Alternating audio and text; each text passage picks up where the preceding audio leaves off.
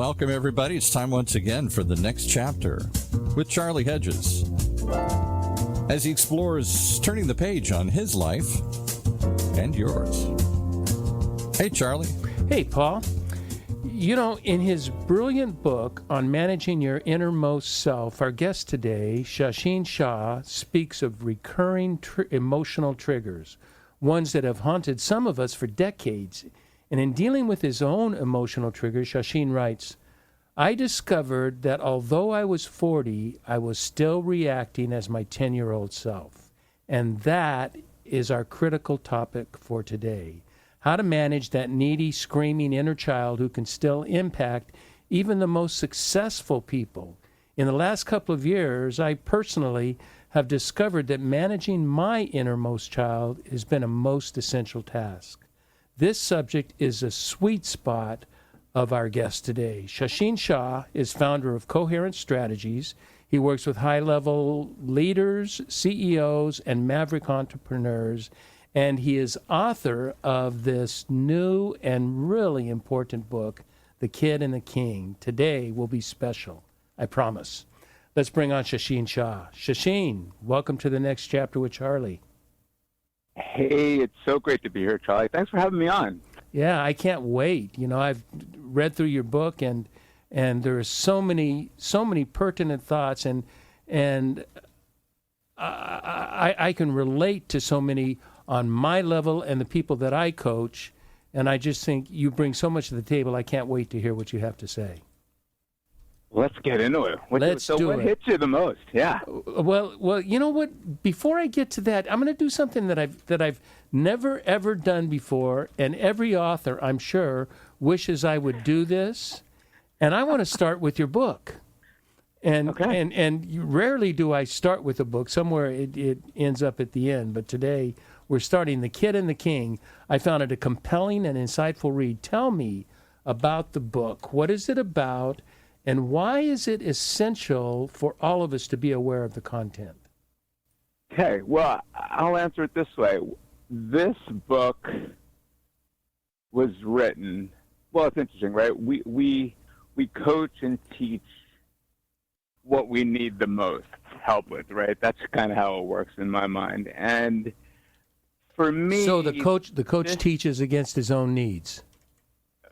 Yeah, pretty much. Or her own needs. I get it. Coaching and teaching the stuff that right? So the book's about the emotional mastery process. Well, guess who needed the most emotional mastery? That was me, right? Yeah, so It's a book that could have easily been called, Why Do Really Smart People Do Dumb Things?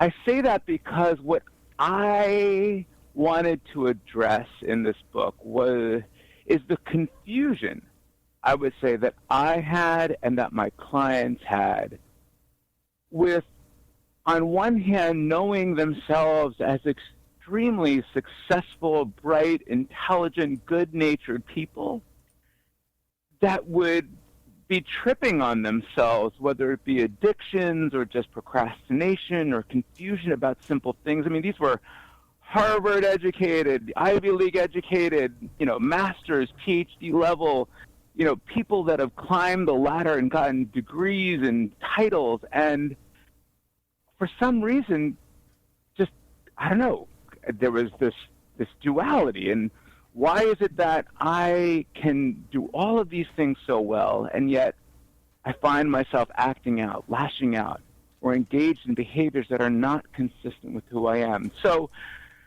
the premise of the book is that what if there's just two parts of us? The book's inspiration actually came from the movie A Beautiful Mind. That all about John Nash's multiple personality disorder and his journey. And I remember, for those of you not familiar with the story, it's about a really brilliant mathematician that has multiple personality disorders. And along the way, it slowly becomes more and more debilitating. So you kind of follow his journey, and he gets married, has a baby, and it gets to the point where he can't function, and there's almost a threatening situation with his wife and his child, and they put him on medication. And the medication works, and it solves his issue with these multiple personalities. And these three distinct personalities were kind of personified and made live in the movie, and they would talk to him. There was a spy, there was his college buddy, and there was this little girl, and they were characters that would come into his consciousness and kind of disrupt his daily flow. Well, he became this automaton, basically, sitting on his porch smoking cigarettes, and he was this brilliant mathematician, and he wanted to get back into the game. And he had this epiphany one day that it's like, wow, you know, these voices in my head can't actually be real, because that little girl has never grown up. She's still young, and at that time it had been 25 some odd years that had gone by. And she's like, she should be in college by now. Wait a second, this can't be. So therefore, these voices cannot be real. Therefore, I should not give them any weight, and I am going to go on a diet of the mind. And in that diet of the mind, you see him begin to develop a new relationship with the voices that are in his head. And so the movie ends with him kind of assimilating back into academic life, getting recognized by his peers for his achievement in mathematics. And at the end, there's this scene where the dean of students, who had been this big advocate, says, so John, he's like, what happened to the voices? You know, how's it going? And in that moment, the voices all pop up, right? And John Nash looks at him and just kind of acknowledges them and smiles, and he's like, it's good. And he walks down this path with his wife. And I remember that struck me, because at that time I had voices in my head. You know, that voice, you know, that you hear at night, in the morning, in the middle of the day. And for those of you who's like, what voice? That's that voice that just went off in your head. That's the voice I'm talking about. Yeah, that negative voice that has right. all of these haunting things to tell us. That's right. And so what is that? Where does this fear, doubt, insecurity, procrastination, where does that self-loathing, where does this stuff that I realized that I wasn't the only one that was having it, no matter how successful you were, no matter how much you accomplished, no matter what you have done, human beings, I found, everyone had this voice that would say some of the most debilitating, harmful, mean things to ourselves that would then lead us down this path of, well, I'm not going to do it today. I'm going to do it later. I'm not going to do that, you know, or you get frustrated, you get upset, you're perceiving things as threat. There's this kind of almost illusion that happens about your reality through this voice. And so the idea was, well, I know that the best thinking that I was exposed to is that, well, you just develop some self-control, Shasheen. You know, suck it up.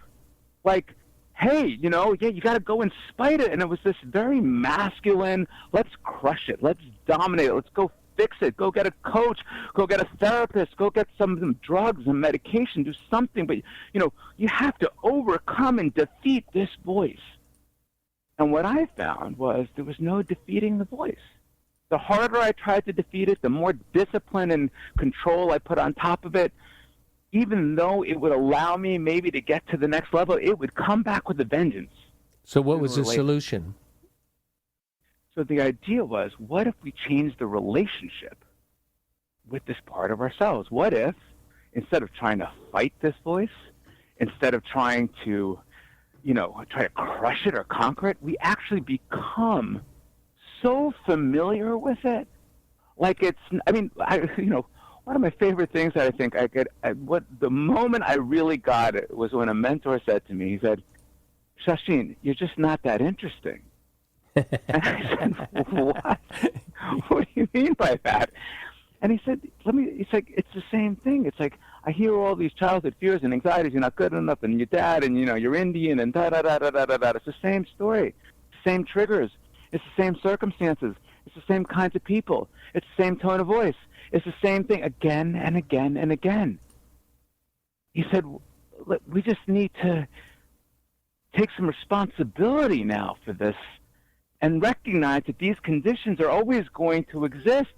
And it's almost predictable that if you walk into a place where there's someone that has more money than you, has got a better degree than you, has more power than you, is better looking than you, whatever it might be, that little kid's going to come in and you're going to start to feel insecure.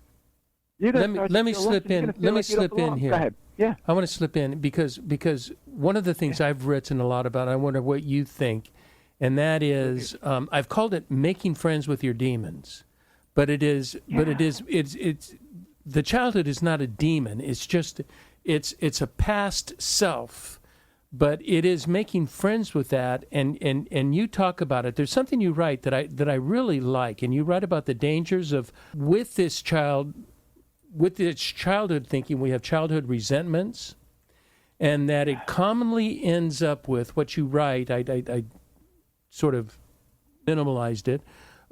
Is that it commonly ends up with anger, oversensitivity, disregard for rules and authority, cynicism, weary resignation, and negative opinions. Yuck. And you know what's most troubling about that, Shasheen?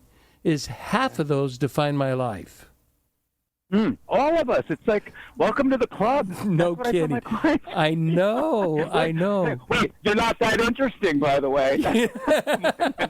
Yeah. So what's new? But that does help us. That does help us relate as coaches. That helps us relate to our clients.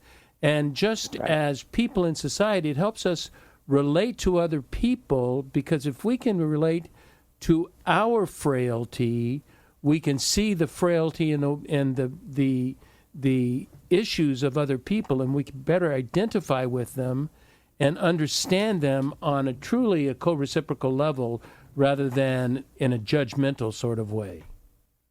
100%. I mean, you take that conversation and you apply that to the world at hand, and now you're onto something about humanity, because, the moment, you can begin to end the fight with yourself, the moment you begin to see how, all we are these just patterns and conditioned patterns, and that's all that's happening in our life, and we're just, the way we're wired, our limbic system, and how we take in data through our five senses, and how it gets stored, and how our brains are wired for the survival, and how really there's nothing to really survive these days, but we're trying to emotionally survive. And yes, everyone has a story. And when you, at least I'll just speak for me, when we come to grips with, okay, as experienced by my 10-year-old self, there was some stuff that came down the pike that at that time was devastating. Monsters under the bed was life or death back then. And if we understand, we don't even need a degree in this to just get the basics of that, those instances left the mark. And that now colors our vision today and how we show up in certain situations if we perceive them to be threatening, if it makes us look bad, if we're insecure in some way. And so once we give ourselves that space to say, wow, okay, I get it, you can now suddenly look to your spouse, look to your kids, look to your environment and start saying, I wonder, you seem upset. I wonder what part of your kid is triggered right now. We're like, wow, something must be going on over there. That's just, I must be doing something. Was it something that I said? And it's not some threat, but what do? We don't do it that way, right? We see somebody acting out. We're like, oh my God, how dare they? Yeah. And then our kid reacts, and then we start in, and then and it just escalates really quickly. But the moment you can start looking at the world through, first ourselves, through a more compassionate lens, it allows that to extend into our immediate world and to humanity at large. And for leaders, for example, I mean, this is a classic leadership fail where you've got individual performers out there that are brilliant, and they are like the give me the ball guys, give me the ball and I'm going to nail this. And they're hard work, discipline, and hard work, discipline, and hard work, discipline, and hard work, discipline. And they win that game. They know how to do that game really well, and they get promoted. Now they're going to manage a team. But they're not satisfying. They're not approaching or even addressing the real need that's driving them to do that. Oh, that's right. And we talked about that in a book title that a friend of mine was going to write that never wrote, that I love the title, and that is The High Value of Low Self-Esteem. There you go. And that's what we're trying to fill the hole of self-esteem with productivity and accomplishments, and they just do not fill the hole, yet we don't realize that, so we keep filling that hole. And so the lower the self-esteem, the more the value of the person, because they're going to be even more productive. So That's right. And well said. Well said. You write, and I like this, at a critical point in your life, and at 40, you realized that you had some emotional and relationship problems with the family members. And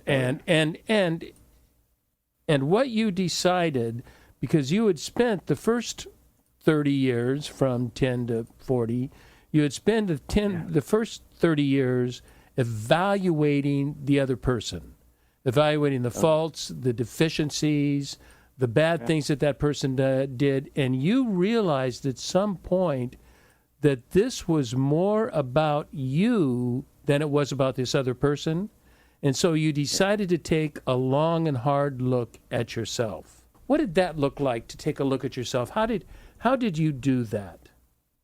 Man, so like here I am, 40. You know, I'm a coach. I'm a consultant. I'm a well-paid coach and consultant at that point. I definitely ran up the ladder and rung some bells. Charge stupid money. Yeah, I understand. I think all of us, and I see other coaches and other practitioners where there is something out of alignment. Like, well, we have the intellectual understanding of the mechanisms that are at work in productivity, and the mechanisms that are at work at forgiveness, and the mechanisms that are, all the information is there. I mean, my gosh, the Serenity Prayer, how simple can they make it for us, right? And yet we spent our lives, spent my life literally looking for that wisdom to know the difference.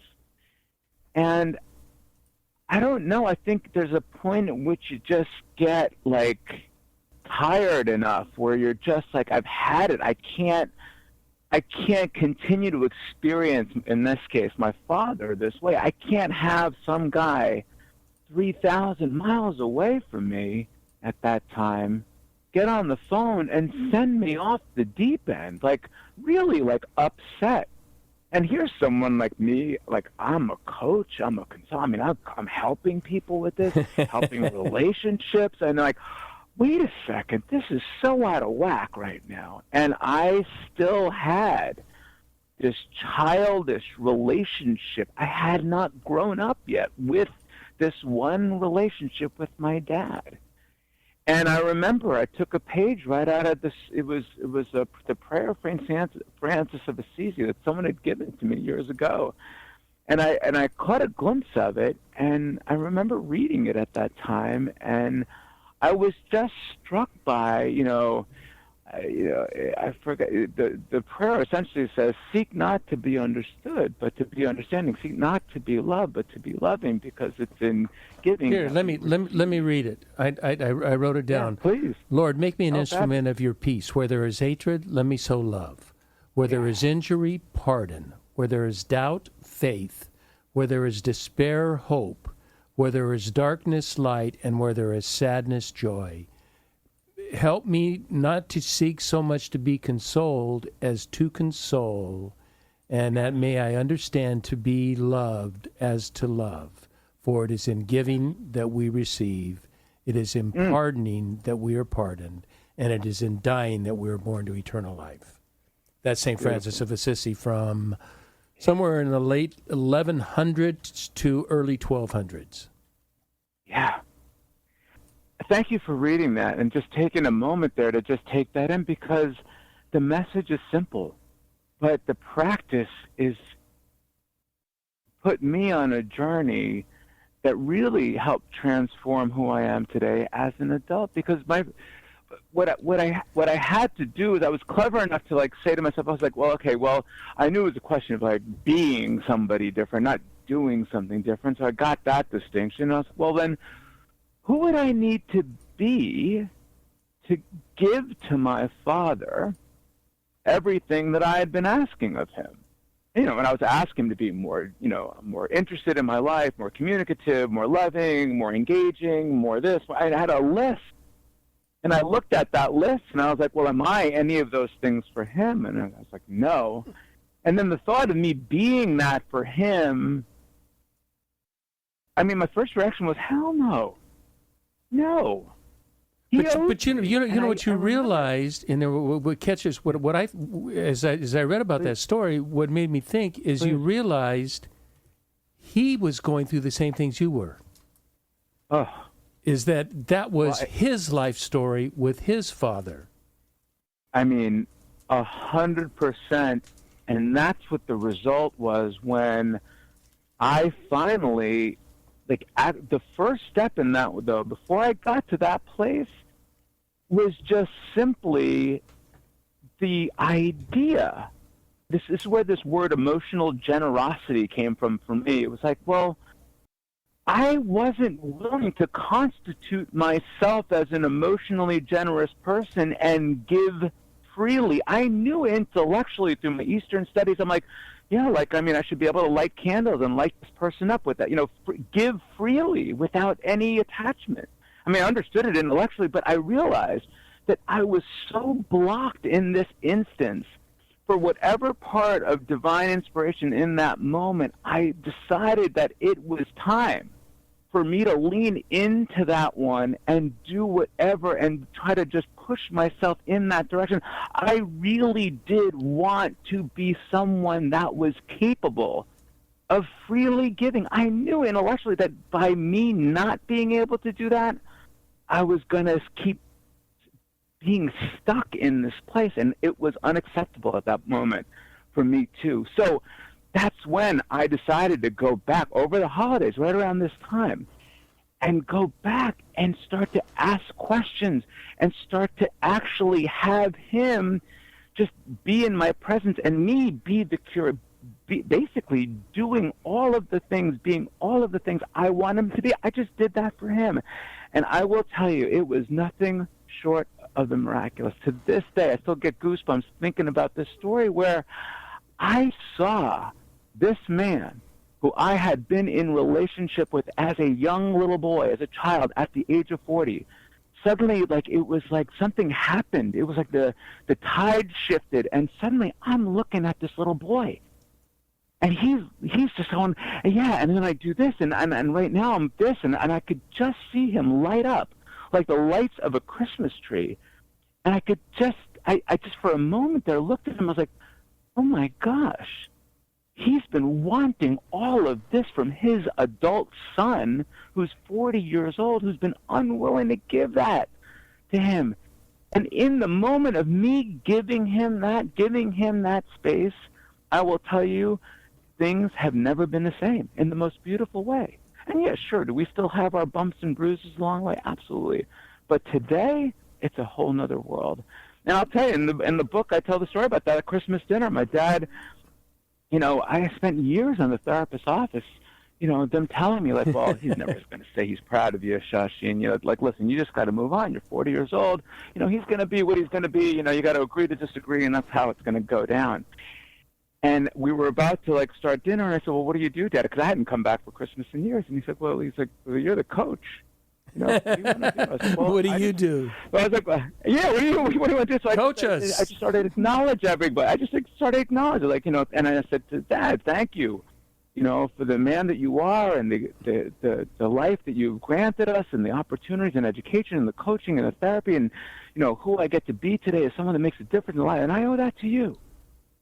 And, I mean, it was like you could hear a pin drop in the room, and my dad just looks at the table, and he said, son, I'm proud of the man that you are today. And I'm tearing up right now even thinking about it. There was not a dry eye on the table.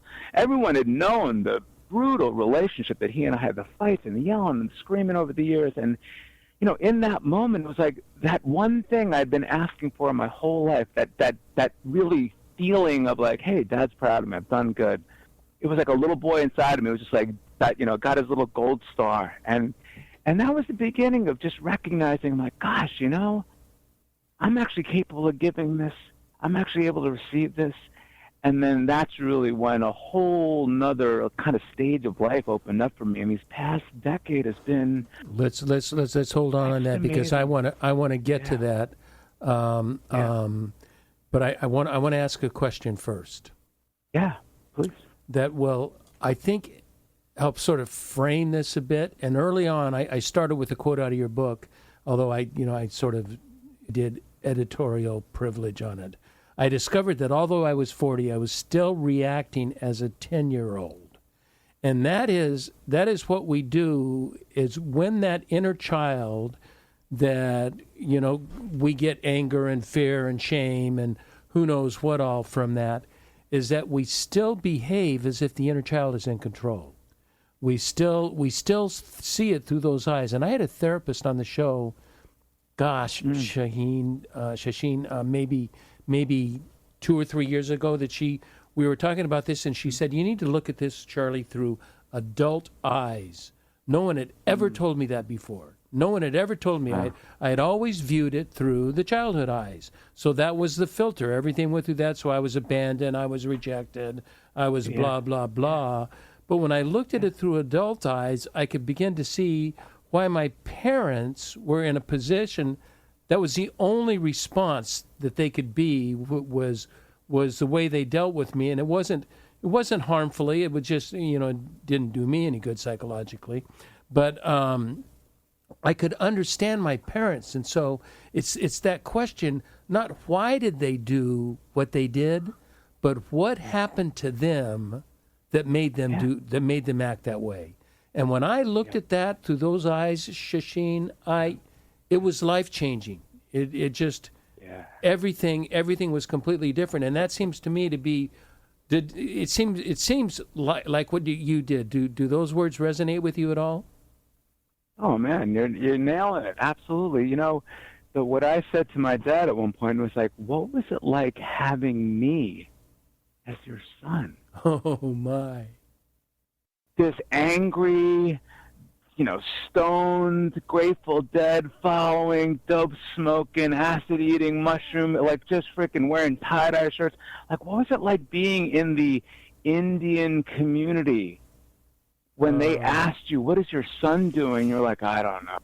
He's on tour with the Dead this summer. I don't know. Or, he's off skiing. He's off hiking some mountain. What was it like for you coming home and seeing the glazed look on my face, me coming home late at night, me throwing tantrums, running around the house like a lunatic? And my dad looked at me and was like, you're growing up, aren't you? Camp. Like, it took me a couple of years, Oh, but that's yeah, great. Right? Like, what was it like for them at that time when they were in their 30s? Tell me. What was going on? What kind of financial worries were they? This guy was working his tail off. I used to, blame him for never being around. Well, yeah, guess what? You got to go to Colgate University. You got to go to school and graduate with no debt. Yeah. You got to travel around the world. You got to have therapists and coaches. You got to do all these things in spite of your selfish, self-righteous, self-centered world of yours. My goodness. That was the moment I was like, oh. Let me tell you what I want to do right now. I want to take a break because I want to change the direction a little bit.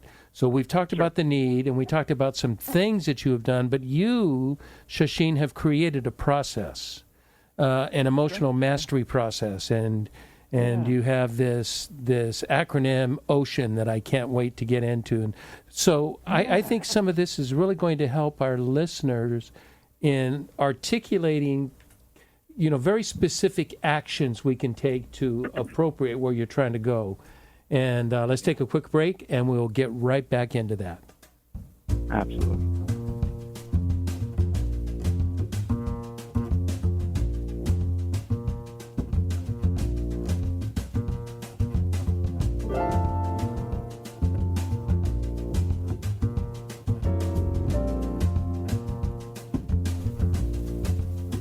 Hi there, this is Charlie Hedges, and you're listening to The Next Chapter with Charlie and my very special guest, Shasheen Shah, who is an executive coach, founder of Coherent Strategies, and he works with high-level leaders, and he's the author of a book that I suggest, if any of this resonates with you, this is a very, very helpful book, The Kid and the King. I will have links on the show notes so you can get to it. So, Shasheen, we talked about your issues and the issues with what may be surprising to some people is that highly, highly, highly successful people can have some deeply, deeply, deeply troubling childhood emotional problems or issues, not necessarily a problem, but issues that they've yet to deal with, and you help them do that.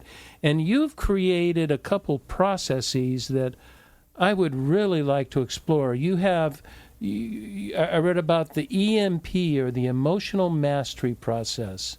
What the world, who doesn't want to master your emotions? What's that all about? Well, I mean, it was like, the marketing people told me you got to turn it into a process. That's really what it is. But, I had to break it down for myself, right? It was just, how do I slow this thing down and start to make sense of it? And this is like an amalgamation of a lot of different things that are out there. The idea behind this was basically managing triggers. This came from the fact I was like, well, okay, I don't care how much money you have, how successful you are, but if you're ranting and raving, if you're upset, if you're getting triggered and using that trigger feedback loop to act out on your addictions, you go through it, the porn, gambling, alcohol, drugs, whatever it might be, where you're getting frustrated by the world, you're getting pissed off by the world. Well, that's no way to live life. And I saw a lot of people that are very high performers getting pissed off quite a bit. And so I was like, okay, well, let's see if we can break this down and understand differently. So the acronym OCEAN is the one that I use that I think is the most useful, and it breaks it down into 5 basic questions. So if you feel like you're feeling an undesired emotional state, you can stop and just say, okay, well, step 1 is, what did I observe? No, am I writing this down, or am I just thinking about it, Shasheen? Well, I mean, I think it's really helpful. What I would suggest is if you want to really take yourself on, do this for the next 30 days, every single day. As it comes up, remember OCEAN. Okay, what did I observe? And you want to think on this one like just the facts, ma'am, just data. So, for example, great example, like, in an office, right? It's 60 degrees on the thermostat. That is an undebatable fact. There's no interpretation. It's just 60 degrees. Well, if I just came in from Florida, I'm like, can somebody please turn up the heat? It's freezing here. I need a sweater. I'm like, I'm wearing a puffy, and I'm like, got wool socks on, and it's 60 degrees in the office. It's ridiculous. Well, the other folks just came back from the mountains of Telluride, where I live, and I'm in there at 60 degrees. I'm like, wow, it's beautiful. It's nice, comfortable. I'm in a T-shirt.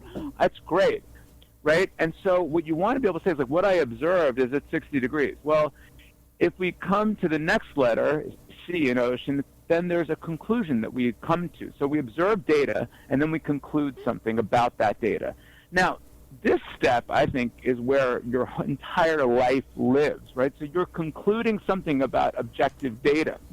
So another example would be like someone cuts you off. Well, okay, well, what did you observe? Well, a car, was flying down the road and came right in front of me really fast, and he cut me off. Well, what did you conclude? Well, you conclude a lot of things. He's a bleepity beep, beep, beep, he's a this, he's a that, or, maybe he's gone his way to the emergency room. I don't know. But there's a conclusion that we apply to observable facts.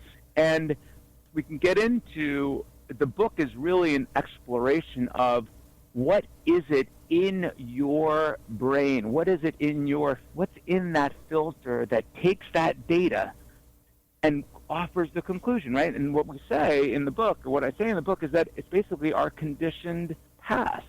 So again, if I'm from Florida, my conditioning, it's been like 80 degrees down there. When I come to 60, it's freezing. Well, in Telluride, it's been 55. 60, it's comfortable. So we begin to set up this world where what people are concluding is really based on where you come from, how you grew up, what did you experience in life, the politics, whatever it might be.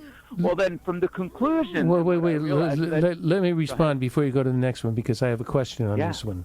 Yeah. I like this now, and I may be getting into the next one. If I am, just say, Charlie, we're going to cover it next. Yeah. But these conclusions, especially driving, is that we take them so personally. Like these people who cut in front of us have targeted us to be their victim of the person they're going to get in front of. They're going to cut off, or they're going to do whatever. It's not about us. It is not a personal issue. This is, you cannot take driving personally. And, well, I guess rarely you can. But I think our conclusions, if we're not careful, that our conclusions sort of rally around what's important to us and that we are important and this other person is not contributing to my value like this other person should. 100%, right? And we actually, let's take it one step further. We actually believe at the moment in time that that's actually the truth. Oh, Capital yes. T, like that's actually how it is. Yes. That's yes. how it is. There's no, that's how it is. That's what they've done. Like that's the truth. So Right? that's why it's essential to go on to the rest of your acronym, because if you just stop there, you could stop at not a helpful place.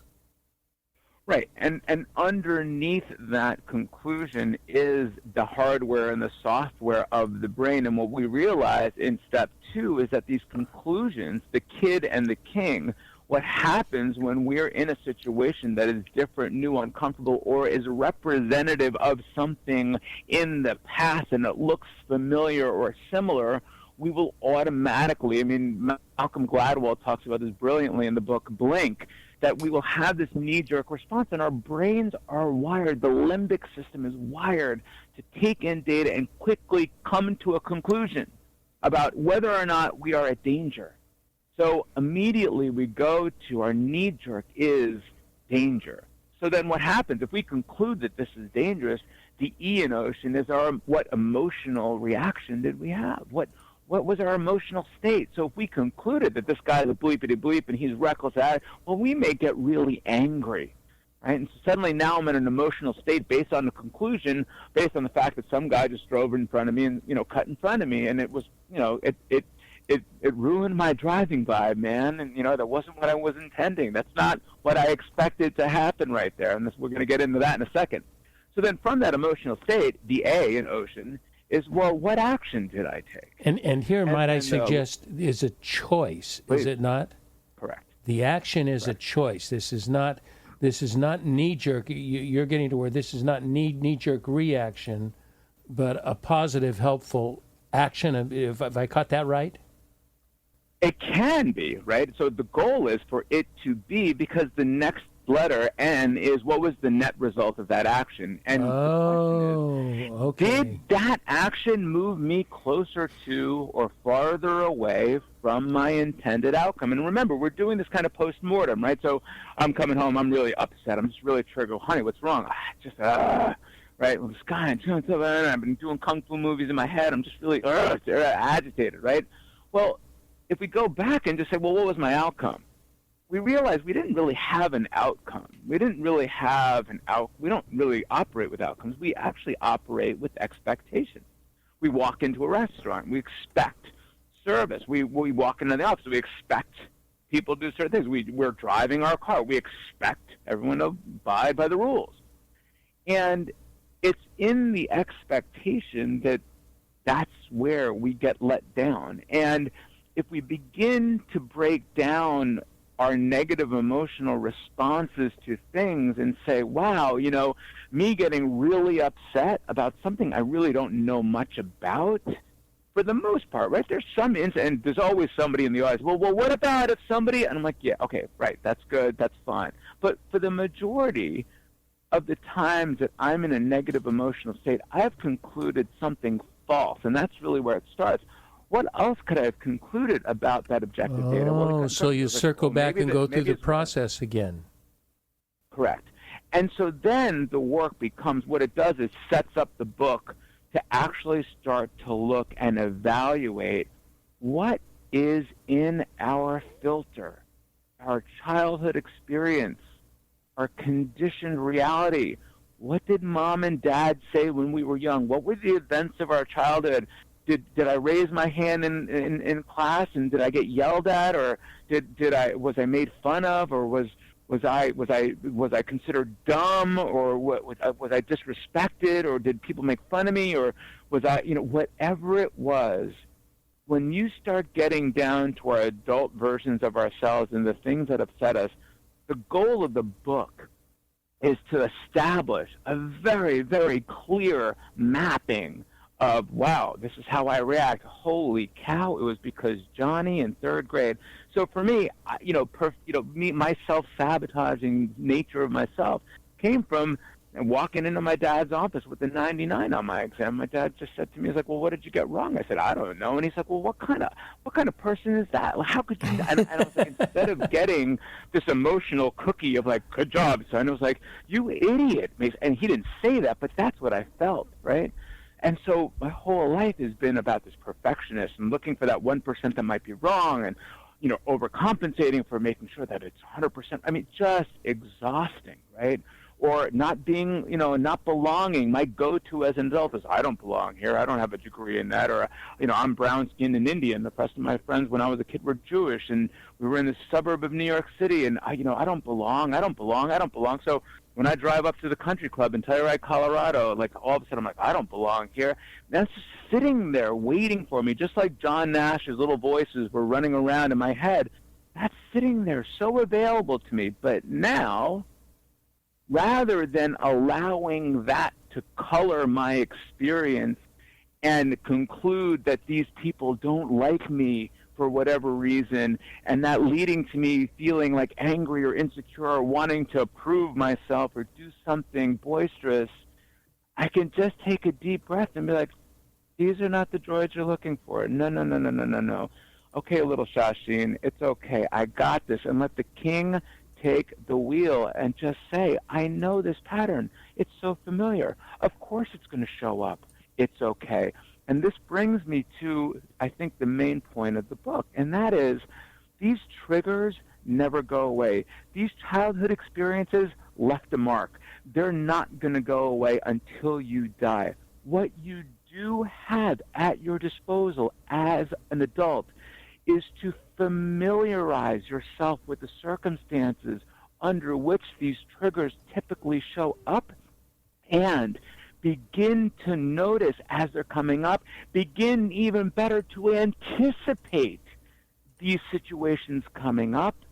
And then if you're finding yourself in the middle of it, ID, the emotional state, I stands for intensity, D stands for duration, and ask yourself this question.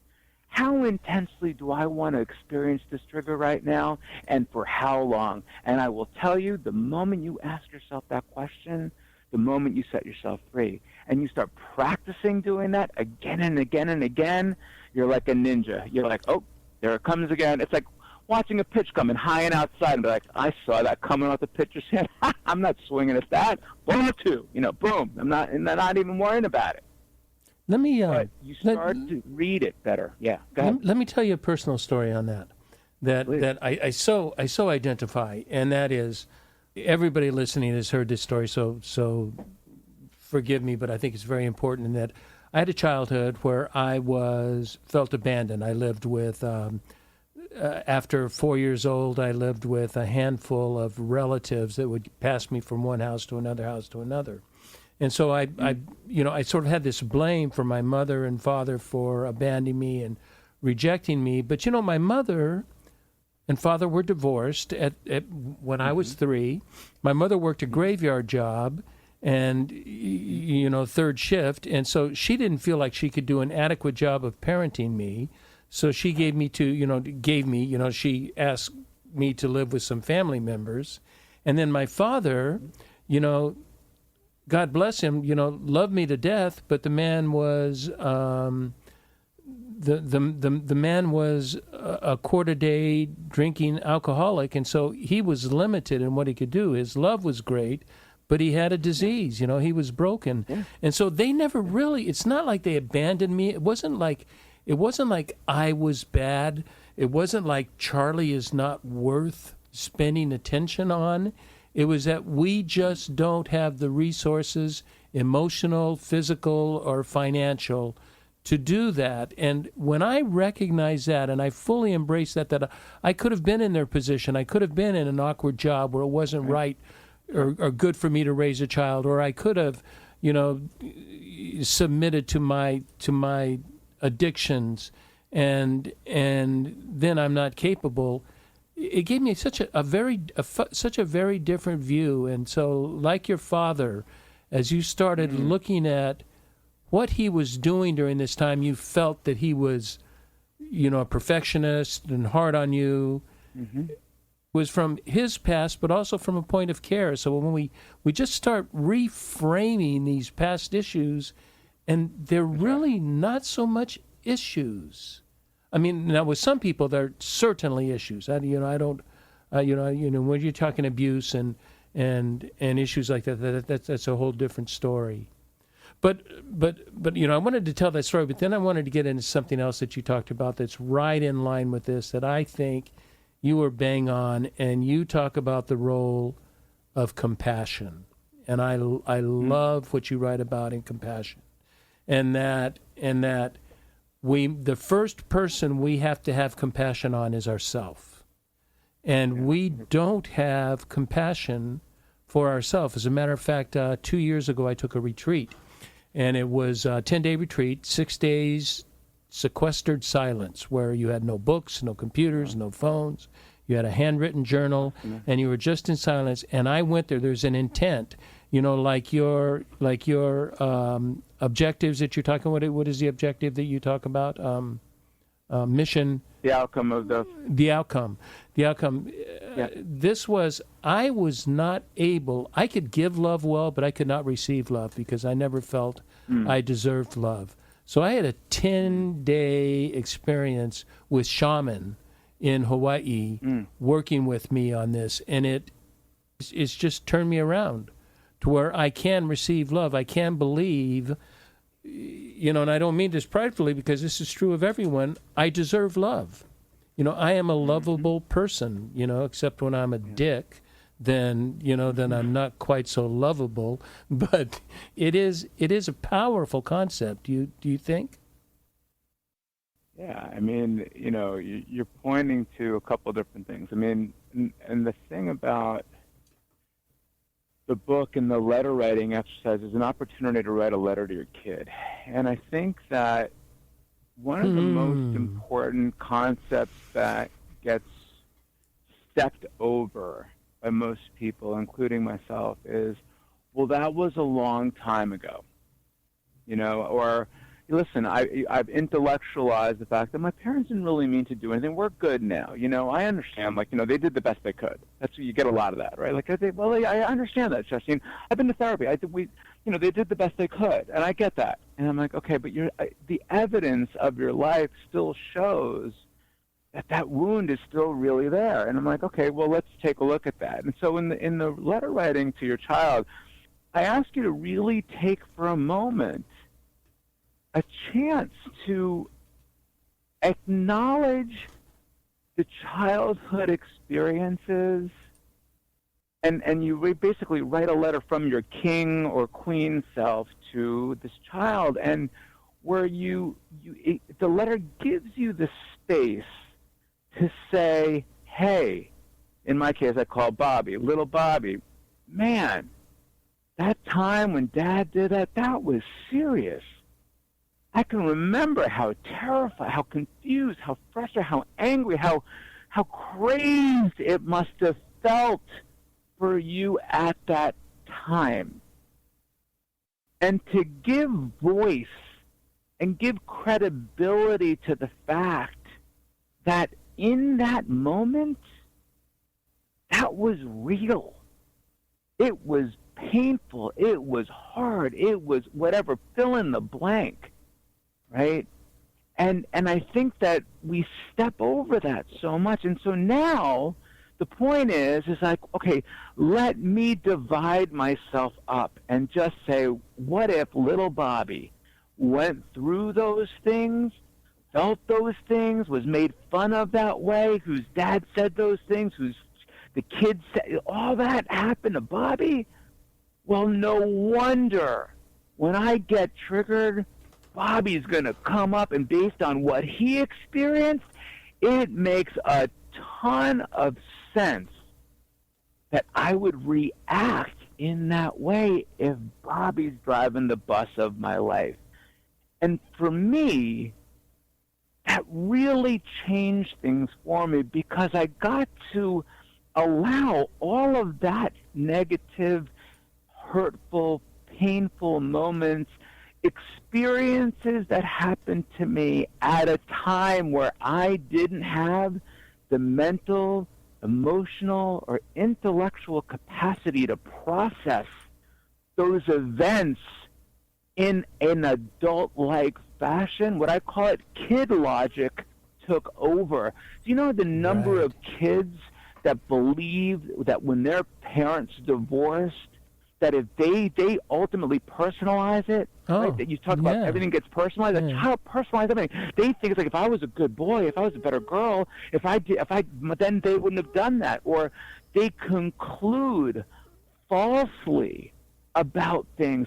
I didn't say to myself when I was 10 years old and my dad said, well, where did the other point go? I didn't say, well, Dad, thanks, good on you, man. That's a great lesson. I know how much you love me. I get it, man. That's awesome, dude. Good. That's one to live on.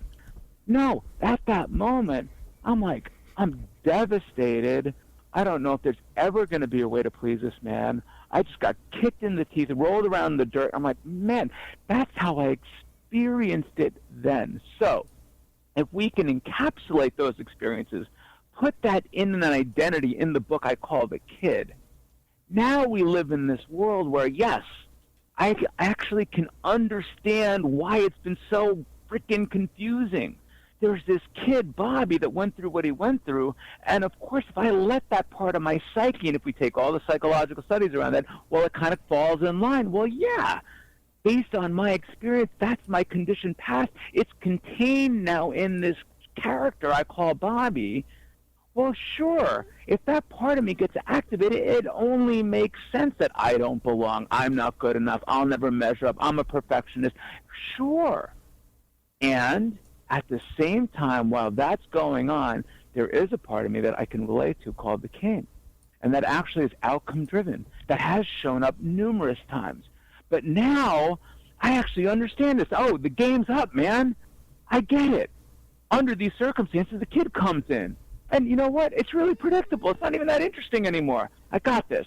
Now, the kid's cool, king's here, and the rest of their life, the rest of my life, is the management of the intensity and the duration through which I experience those fears, the yin and the yang, the darkness and the light of life, the contrasting experience of the human emotion, in, I would argue, a really manageable and functional way. Is it true? I don't know. But does it work? I can tell you with 1,000% certainty that you develop a new relationship with this part of your past and your current version of yourself, and you do the work inside the book, you will gain facility over this and spend less time in those triggered states and more time in more resourceful places. And that, ultimately, I tell my clients, it's about better decision-making. This whole book is about making better decisions. Well, how do you make better decisions? Based on information of ourself. That's right, exactly. You know, one thing you suggested, I really like that kind of got you into this subject. And I'd like that writing the letter to the self, and writing it from the king to the kid, and helping lift up the kid, understand the kid, and also let the kid know that the kid has input, but the kid does not have a voice. The kid has some voice, but does not have the controlling voice. And you know what? My guess is you suggest this, but you know what's really helpful in those kinds of letters is if you mail it to yourself. Oh, yeah. And you actually receive that letter in the mail, even though you know you sent this letter to yourself, you receive it in the mail. Yeah. There is something about receiving it in the mail that just that you know really strengthens it even more. So great idea, Shasheen. You've been incredible. You've got so much to say, and I think you probably could work on taking energy pills. You can tell I love this. I was like, I'm exhausted. It's a long day. I haven't been to New York City in years, and it's like just been walking around the city, meetings, and doing this, tonight. And I'm like, you know what? You get me talking about this. It's just such an important conversation. And I've got to tell you, this book is not some I don't even care. I'll give the book away if you can't afford. Yeah, I'm buying several copies. There's no sales funnel here. There's nothing to sign up for. There's nothing. It took me 6 years to get this book right where I felt it was worthwhile and it was of value, not just I'm like, here's my book, I'm a coach. No, it's literally the playbook. It is from the heart. It's all heart. It's everything that I could throw at you that I know made a difference for me and my clients. And this is not some theoretical framework. This is a field-tested guide. I mean, this has been, worked through. It's been tested. It's a non-clinical. I've got no degree in this whatsoever. It's just time in the saddle and thousands of people before you. And truly, getting an opportunity to share with an audience. And if you're on this call still, if you're still listening to this, I want to talk to you. Send me an email. Whatever. Just go to the website, reach out, and I think this is an important conversation for humanity. We can see really big, powerful kids throwing tantrums all over the place, and I wish they could find their kingly selves. I'm buying copies for my clients and my friends. I'm gonna buy a handful of copies because and I don't. Rarely do I do that. That's not a common thing. So that's how much I thought of the book. Shasheen Shah, what a treat having you on the show today, and I just want to thank you for such awesome insights and for the processes that you have proposed to sort of take over, remaster our inner life, and I think you offer such great insight. Now, everyone can get a hold of you. I'm going to have your website on the show notes and a link to the book, and the website is just simply shasheen.com. So. If you don't have to wait for the show notes to look you up and get a hold of you. Thank you so much for being on the show. Oh, pleasure. Thanks for having me on, man. Great conversation. Yeah. And I want to thank our listeners for tuning into the next chapter with Charlie. And until next, this is Charlie Hedges signing off. Bye for now.